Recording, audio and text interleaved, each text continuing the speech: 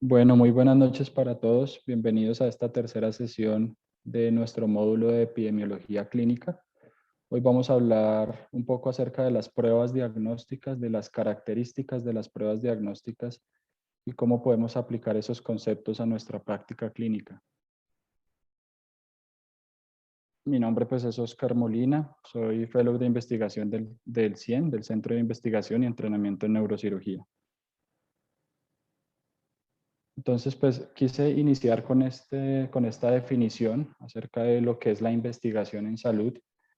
Básicamente es generar nuevo conocimiento, un conocimiento novedoso a través de método científico para que podamos de esta manera identificar y controlar problemas en salud. Nosotros, pues conscientes de esa importancia y de esa necesidad de la investigación en salud, es que pues hemos o venimos desarrollando este tipo de actividades para poder fortalecer esos conceptos que nos brinden más herramientas dentro del campo de la investigación. Pues en la práctica clínica diaria nosotros nos enfrentamos diariamente a distintos escenarios clínicos. Tenemos que tomar muchos caminos o muchas decisiones con nuestros pacientes. Generalmente esas decisiones están cargadas de cierta dosis de incertidumbre. Pues precisamente para disminuir esas dosis de incertidumbre han surgido las pruebas diagnósticas, que nos permiten de cierta manera tener más certeza de las conductas que vamos a tomar o que pensamos tomar con nuestros pacientes. Durante el tiempo, pues se han venido desarrollando nuevas y más novedosas herramientas diagnósticas. Pues contamos cada vez con tecnología de punta, con pruebas mucho más exactas que nos brindan pues, más herramientas a la hora de abordar las patologías en nuestros pacientes. Fue un ejemplo. Precisamente en estos días se conmemoraron 50 años de la realización de la primera tomografía de cráneo en Londres por el doctor Hounsfield en un paciente en el cual se sospechaba una masa en región frontal. Y pues vemos cómo 50 años después tenemos estrategias o medios de diagnóstico mucho más avanzados y mucho más precisos. Pues desde luego que pues con estas nuevas herramientas diagnósticas pues tenemos más posibilidades para lograr los diagnósticos. Sin embargo, pues esto ha hecho que se delegue un poco, se limite un poco las fases iniciales del proceso diagnóstico, como lo es la anamnesis y el examen físico. No debemos olvidar como médicos que estas estrategias son importantes a la hora de hacer el diagnóstico. Se dice que en el interrogatorio podemos hacer el diagnóstico hasta en un 56% de los casos y cuando lo combinamos con un buen examen físico, nos brinda herramientas para hacer el diagnóstico en un 73% de los casos. Entonces, a medida que que disponemos de nuevas herramientas diagnósticas, pues estas herramientas obviamente representan un costo elevado, muchas de ellas. Entonces es importante que nosotros como personal de salud conozcamos no solamente las características de las patologías que estamos enfrentando, sino también las características de las pruebas que vamos a utilizar para saber cuándo están indicadas y cuándo no. Y pues de esta manera contribuir o racionalizar los recursos en salud. Esta es tarea de nosotros, saber una prueba diagnóstica si tiene indicación o no, cuál examen o cuál prueba vamos a utilizar, cuándo la vamos a utilizar dentro del proceso de la enfermedad, saber si requiere o no el empleo de otras herramientas diagnósticas y si debemos seguir algún orden a la hora de utilizar esas herramientas diagnósticas. Entonces, hay dos condiciones básicas que debe cumplir una prueba diagnóstica, que son la validez y la repetibilidad. La validez hace referencia a que el resultado de la prueba debe ser basado en la realidad. Deben ser resultados correctos que estén pues, basados en datos y en condiciones reales.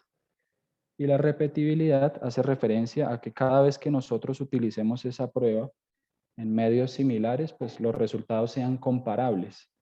Vemos aquí a la izquierda lo que pasa en algunos estudios de investigación en donde se hacen o se adoptan las medidas para hacerlo desde el punto de vista metodológico de manera correcta, pero hay ciertos sesgos en la información no es válida. Entonces lo ideal es que pues, se adopten las medidas para que pues, tenga la característica de ser repetible, pero que también evitemos esos sesgos y siempre los valores estén basados en la realidad. Hay otra prueba que es la concordancia y es eh, otra característica mejor que es la concordancia, en donde medimos la variabilidad que hay interobservador, que eso lo explicaré más adelante con un ejemplo.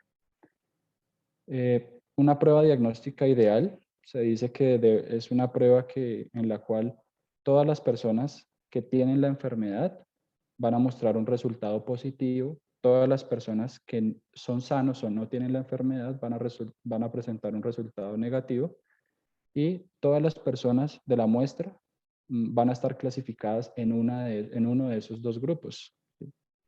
Sin embargo, pues como sabemos en la práctica clínica diaria, una prueba diagnóstica ideal pues, no es lo más común, no disponemos generalmente de pruebas diagnósticas ideales. Entonces lo que hacemos nosotros es escoger pruebas diagnósticas que a pesar de sus limitaciones, pues vamos a utilizar dependiendo de la indicación que consideremos para nuestro paciente. Hay 5 indicaciones básicas: el tamizaje, la búsqueda de casos, las pruebas de descarte, las pruebas de confirmación de un diagnóstico y las pruebas de seguimiento.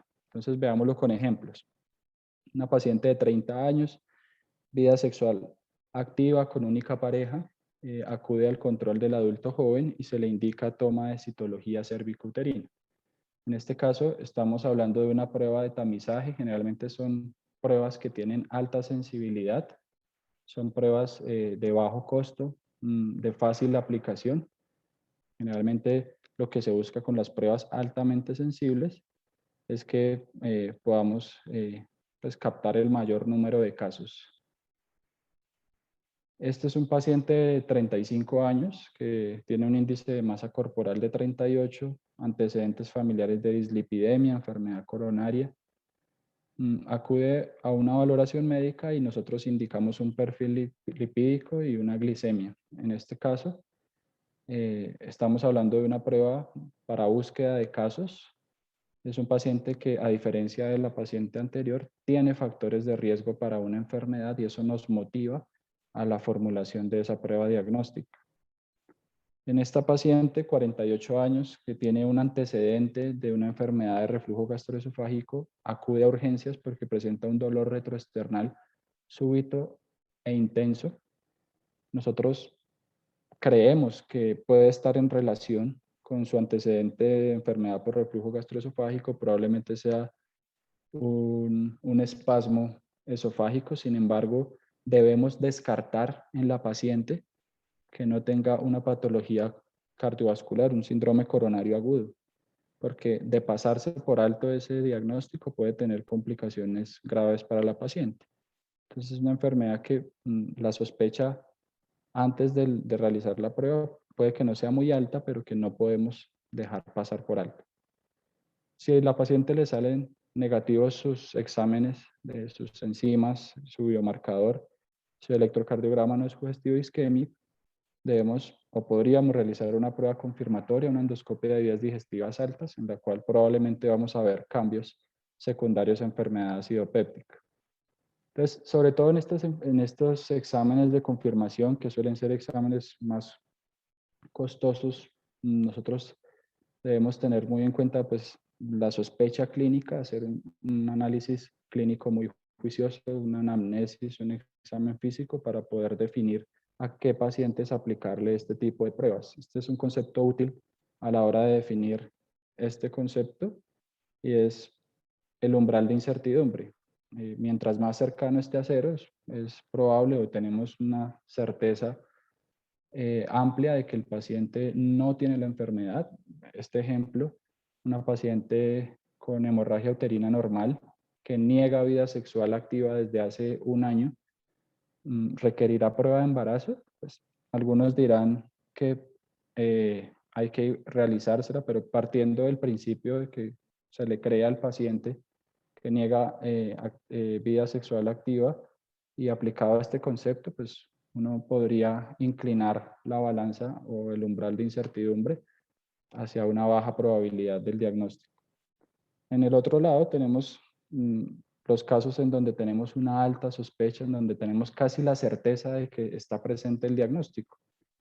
Por ejemplo, esta paciente con un primer episodio de síntomas urinarios irritativos, que no tiene signos de infección sistémica ni tiene factores de riesgo de tipo estructural para infección urinaria complicada. ¿Será que requiere un parcial de orina para confirmar que tiene una infección urinaria baja? Probablemente no, ya tenemos pues una alta tasa de certeza clínica. Y en la mitad pues tenemos un amplio rango en donde pues son necesarias aplicar o es necesario aplicar las pruebas diagnósticas para confirmar o para descartar la enfermedad. Y finalmente, pues dentro de la última indicación, las pruebas de seguimiento. Este ejemplo, una paciente de 72 años que recientemente se le hizo diagnóstico de diabetes mellitus con indicación de terapia insulínica. Se le inició su manejo hipoglicemiante y se le indicó control en 3 meses con hemoglobina glicosilada. Entonces, es un examen de seguimiento. Entonces, a la hora de evaluar una prueba diagnóstica, pues una prueba diagnóstica básicamente su objetivo principal es diferenciar los pacientes que tienen una condición de los pacientes que no tienen la condición. Entonces, generalmente la validación de las pruebas diagnósticas pues se hace generalmente cuando surgen esas pruebas, cuando son pruebas nuevas y lo que se hace es compararlas con un examen gold estándar, es decir, un examen que nos permita tener la certeza de que el paciente no tiene la enfermedad o de que el paciente tiene la enfermedad. Entonces, partiendo de esa certeza, nosotros podemos comparar la prueba nueva para poder saber cuál es el rendimiento de esa prueba. Entonces, hay unos parámetros de validez interna y otros parámetros de validez externa. Básicamente, la diferencia es que los parámetros de validez interna o digamos que las características de la prueba no dependen de las características del paciente, no dependen de la probabilidad pretest de tener la enfermedad, de los factores de riesgo, de la prevalencia, no depende de esos factores externos.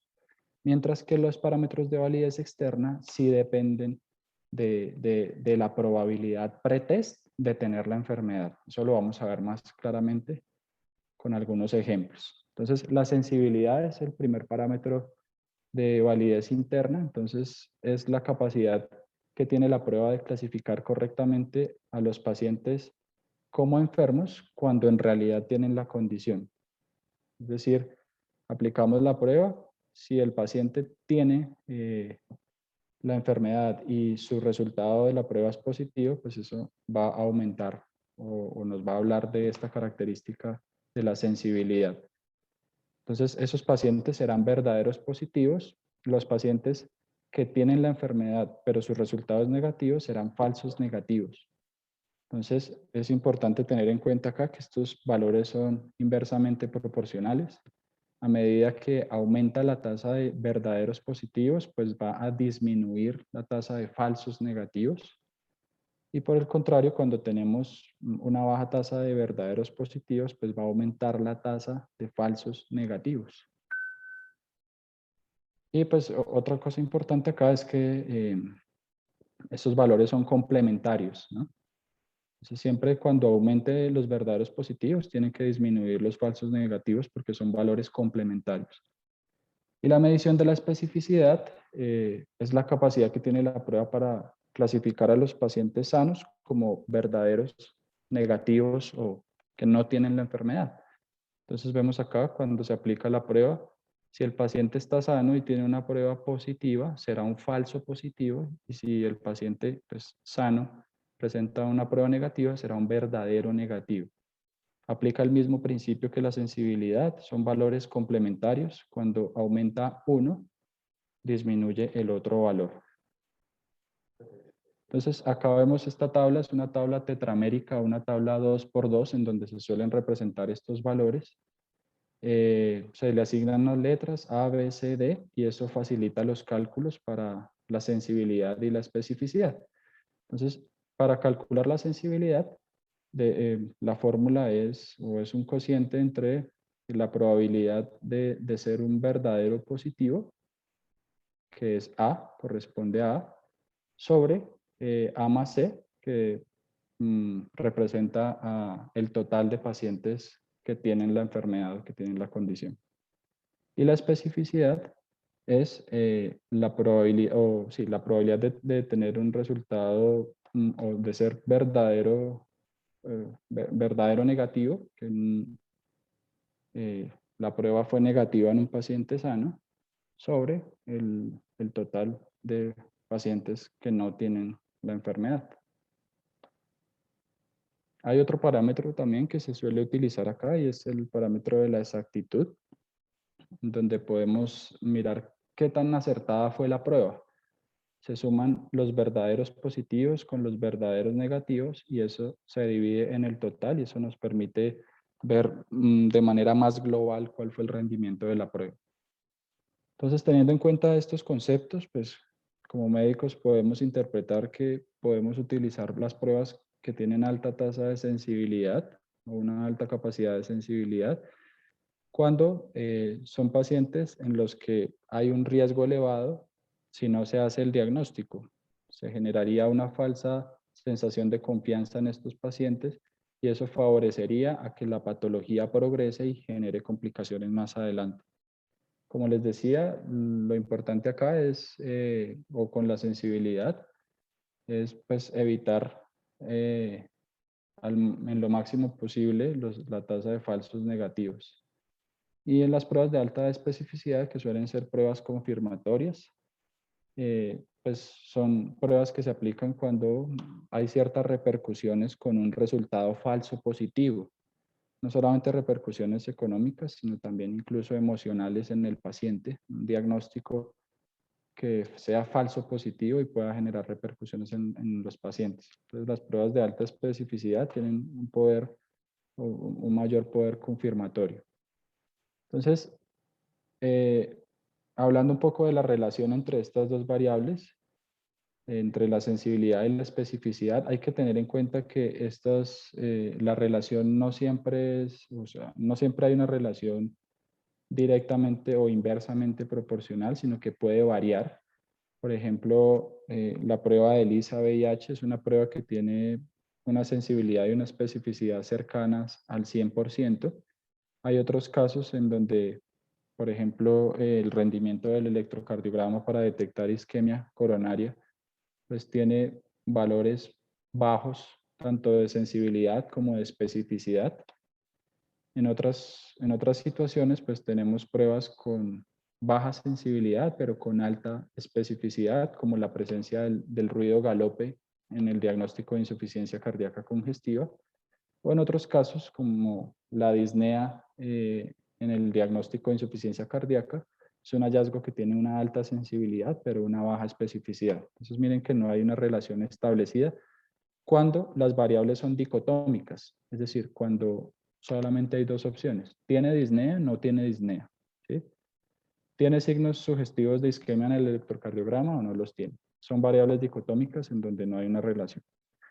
Pero cuando son variables no dicotómicas, realmente cuando son variables cuantitativas y cuando tenemos un punto de corte, digamos que la relación va a depender de ese punto de corte. Entonces, en este ejemplo, el punto de corte para diagnosticar diabetes es mayor o igual a 126 miligramos decilitro de glucosa en ayunas. Si nosotros corremos el punto de corte, ¿sí? Disminuimos ese punto de corte, pues la sensibilidad de la prueba va a aumentar. ¿Sí?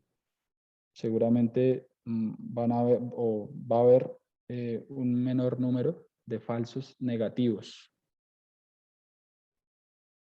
Por el contrario, si corremos el rango o el punto de corte, aumentamos ese punto de corte, pues la especificidad va a aumentar. Entonces, pues es más probable que los resultados de la prueba correspondan a verdaderos positivos, a pacientes que en realidad tengan la enfermedad. Entonces, esto a manera de mnemotecnia, punto de corte más enfermo aumenta la especificidad y un punto de corte más sano aumenta la sensibilidad. Entonces, esto en las variables no dicotómicas, depende del punto de corte. Entonces, cuando se está desarrollando una prueba diagnóstica, Esta es una herramienta que se utiliza para evaluar la sensibilidad y la especificidad dependiendo del punto de corte, eso hablando de las variables no dicotómicas que estábamos hablando en la diapositiva anterior. Dependiendo del punto de corte se hace una medición de la sensibilidad y de la especificidad. Y digamos que el principio teórico aquí es que la curva, mientras más esté ubicada en la parte superior izquierda, mejor va a ser el rendimiento de la prueba. Cuando hay más espacio por debajo de la curva, mayor va a ser el rendimiento de la prueba porque va a tener una mayor sensibilidad y un punto alto también de especificidad. Entonces, esta es la curva de características operativas o curva SCORE que nos permite evaluar la efectividad de esas pruebas.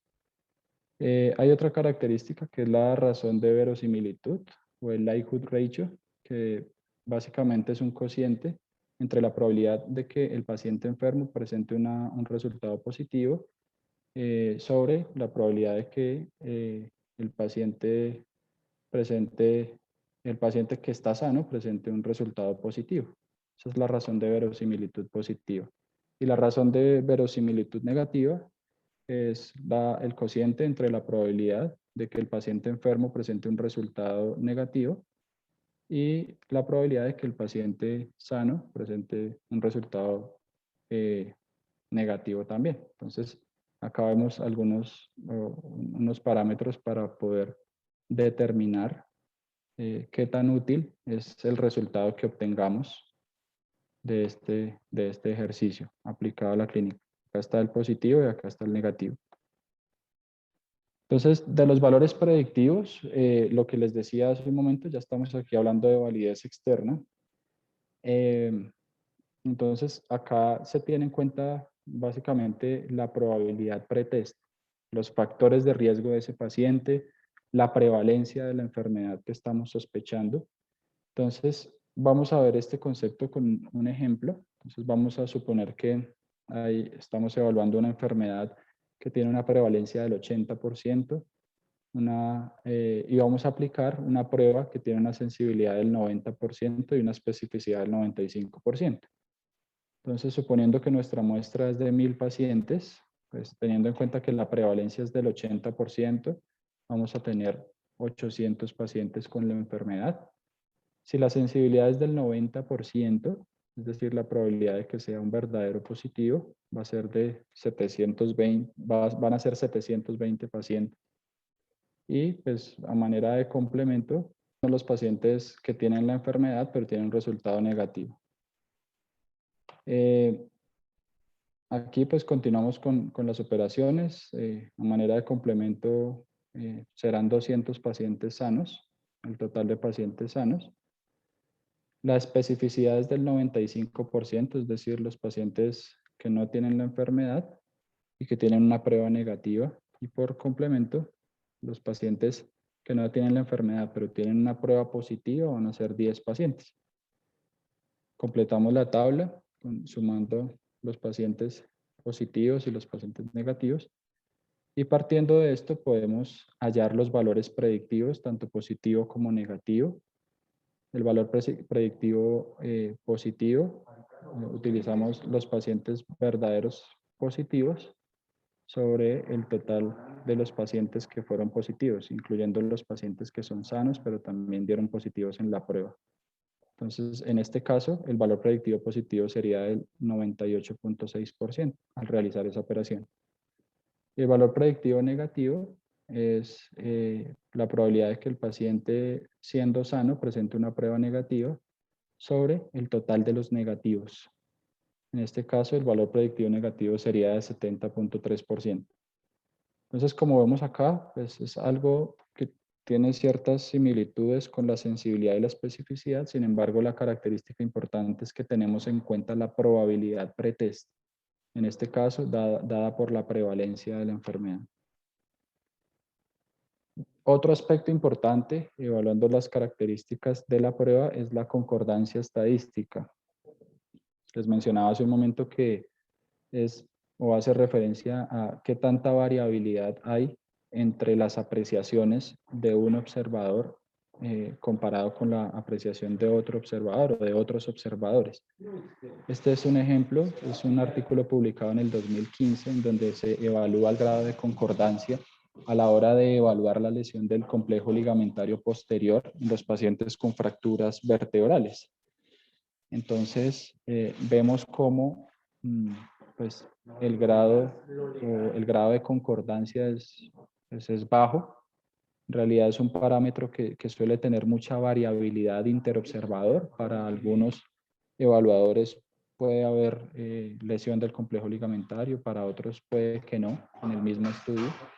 Entonces, eso hace que pues, sea un parámetro algo discutible y que ha generado algo de polémica a la hora de hacer estas evaluaciones. Y pues hay algunas escalas que utilizan este parámetro, como el TLIX o como la escala de la AO Spine. Entonces, vemos acá que la conclusión de este estudio fue que el grado de concordancia fue menor de 0.11, es decir, que no tiene o tiene un alto grado de variabilidad interobservador.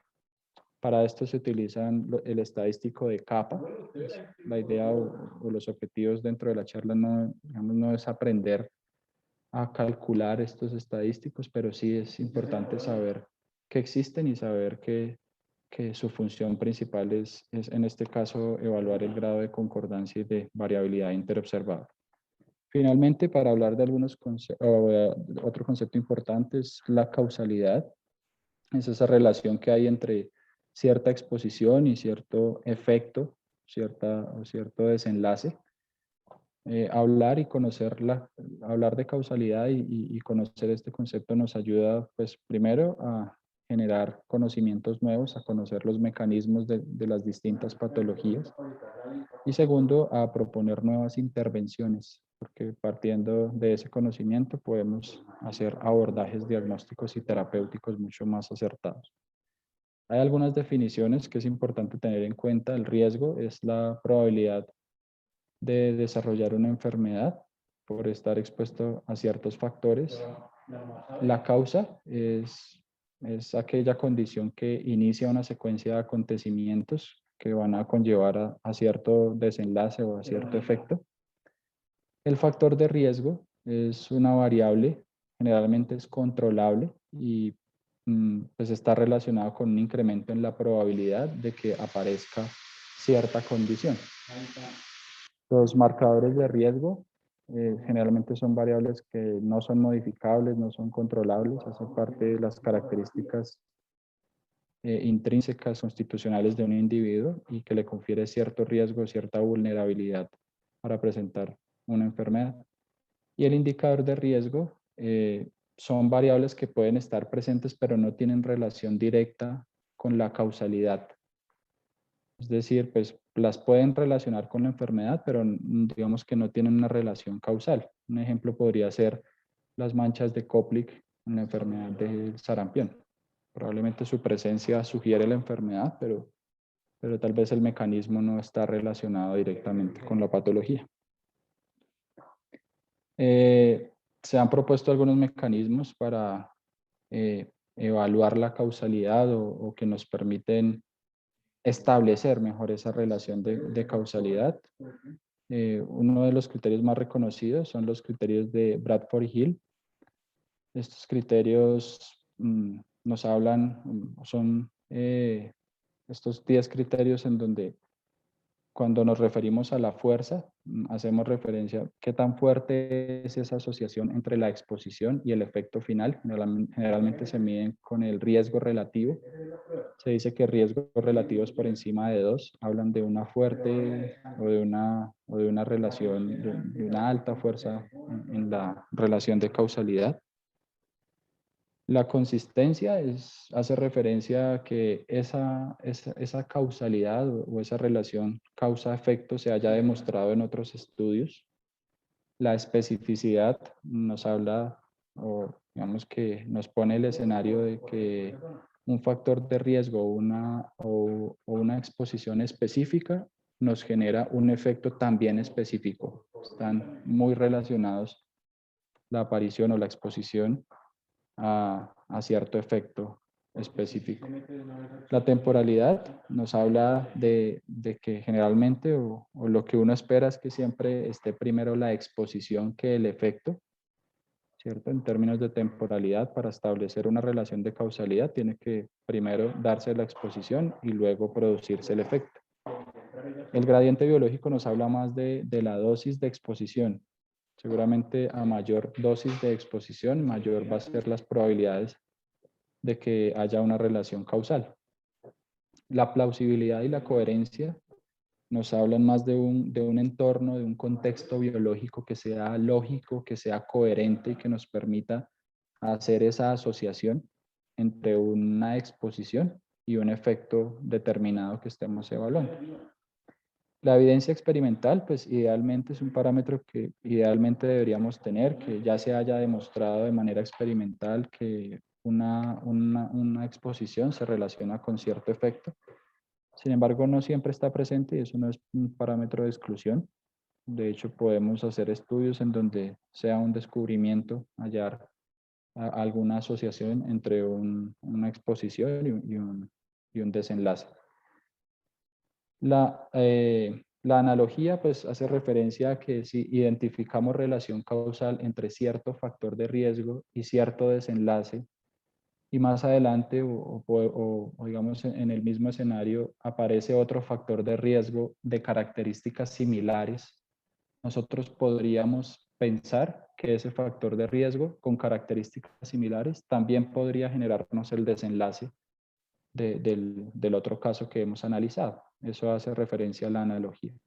Y la reversibilidad hace referencia a que cuando nosotros retiramos el factor de exposición o la exposición, es probable que el efecto desaparezca o al menos disminuya. Entonces, estos criterios de causalidad, pues digamos que nos ayudan a establecer la relación que hay entre una exposición y un desenlace.